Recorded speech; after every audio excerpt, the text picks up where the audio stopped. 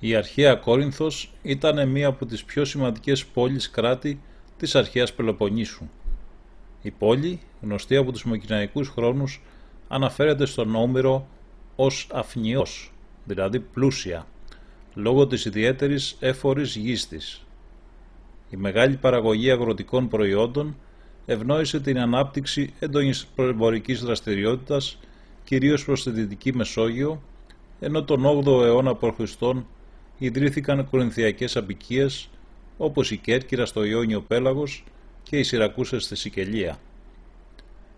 Η οικονομική άνθηση της πόλης έφτασε στο απόγειο μετά τον 6ο αιώνα π.Χ. υπό τη διοίκηση του τυράννου Κύψελου, του γιου του Περίανδρου. Η ισχύς της Κορίνθου αποτυπώθηκε με μεγαλειώδη τρόπο σε πανέμορφα κτίρια όπως ο ναός του Απόλλωνος.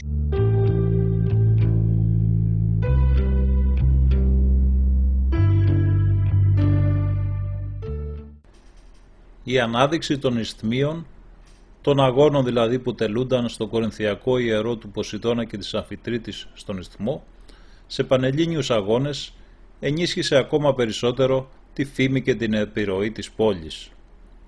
Από τα τέλη του 6ου αιώνα π.Χ. ωστόσο, η άνοδος της Αθήνας και η κυριαρχία της στην παραγωγή αγγείων και στο εμπόριο της Μεσογείου επέφερε σταδιακά περιορισμό της επιρροής των Κορινθίων, ιδίως μετά τους Περσικούς πολέμους, όπου αναγκάστηκαν να αποδεχτούν την πρωτοκαθεδρία των Αθηναίων. Αργότερα υποτάχθηκε στους Μακεδόνες της νέας αναδυόμενης δύναμης του ελληνικού κόσμου.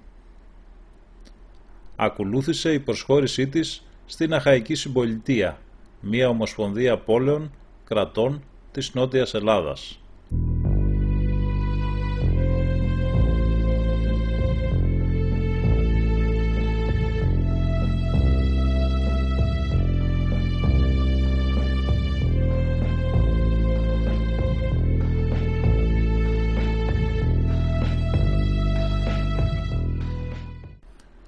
Ωστόσο, η αντιπαράθεση της συμπολιτείας με τη Ρώμη οδήγησε το 146 π.Χ.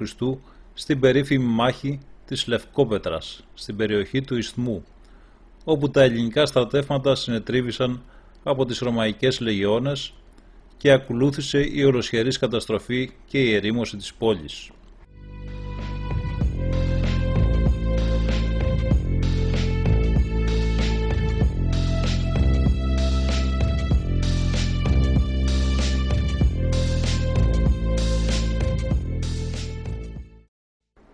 Η επανίδρυση της Κορίνθου ως ρωμαϊκής αποικίας ξεκίνησε το 44 π.Χ. και ορίστηκε το 27 π.Χ. πρωτεύουσα της ρωμαϊκής επαρχίας της Αχαΐας. Το 51 μετά Χριστόν δέχεται την επίσκεψη του Αποστόλου Παύλου, ο οποίος έμεινε εκεί για πάνω από 1 χρόνο. Έπειτα ο Απόστολος έφυγε για την Έφεσο, έχοντας αφήσει πίσω του μια μεγάλη εκκλησία, ενώ συνέχισε να διατηρεί στενές επαφές με τα μέλη της, απευθύνοντάς τους ορισμένες από τις γνωστότερες επιστολές του, τις λεγόμενες προς Κορινθίους. Στο χώρο βρίσκεται το βήμα του Αποστόλου Παύλου, το οποίο μετατράπηκε κατά τη Βυζαντινή περίοδο σε χριστιανικό ναό.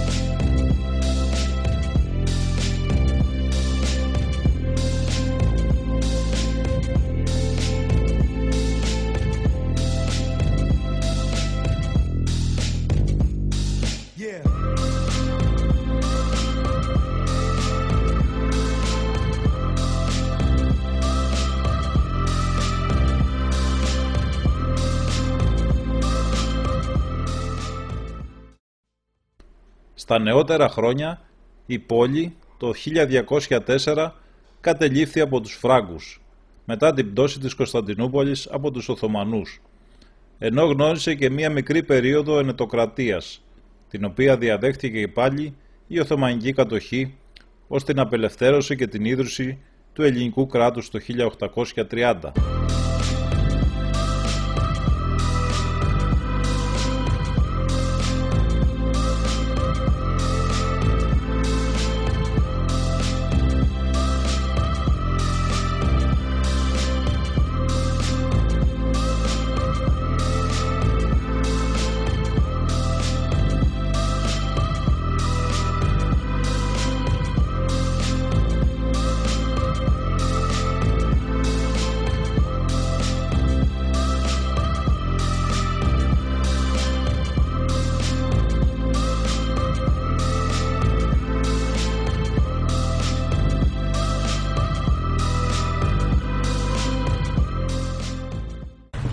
Αυτή είναι η αρχαία Κόρινθος. Εδώ πίσω μου είναι ο ναός του Απόλλωνα.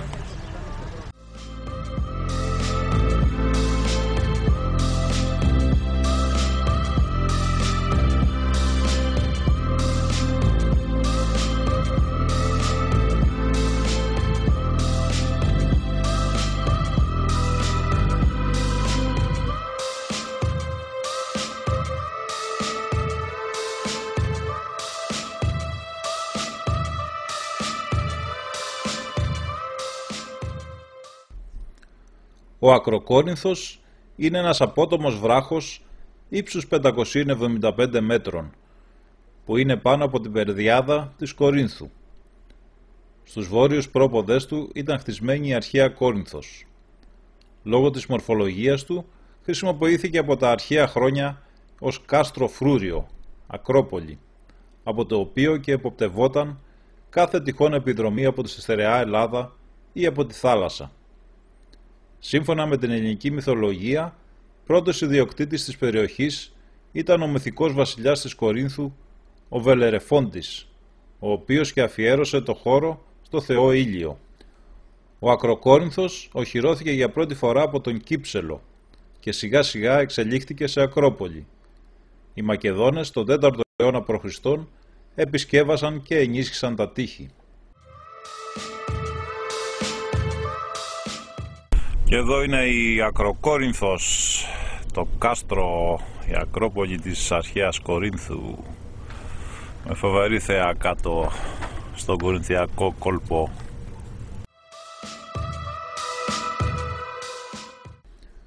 Το 146 π.Χ. ο Ρωμαίος στρατηγός Λεύκιος κατέστρεψε την Κόρινθο και την Ακρόπολη της, καταλαμβάνοντας επίσημα την Ελλάδα. Ο Ιούλιος Καίσαρας επισκευάζει το κάστρο το 44 π.Χ. Μία ακόμα επισκευή γίνεται τον 6ο αιώνα από τον Ιωστινιανό και κάποιες προσθήκες παρατηρούνται μέχρι και το 12ο αιώνα. Το 1210 το κάστρο καταλαμβάνεται από τους Φράγκους και ο υπερασπιστής του Λέων Σγουρός αυτοκτονεί πηδώντας έφυπος από τα τείχη. Οι Φράγκοι πραγματοποιούν πολλές επισκευές στο κάστρο. Στη συνέχεια, ο Ακροκόρινθος άλλαξε κυριότητα και παραχωρήθηκε σε Λατίνους άρχοντες.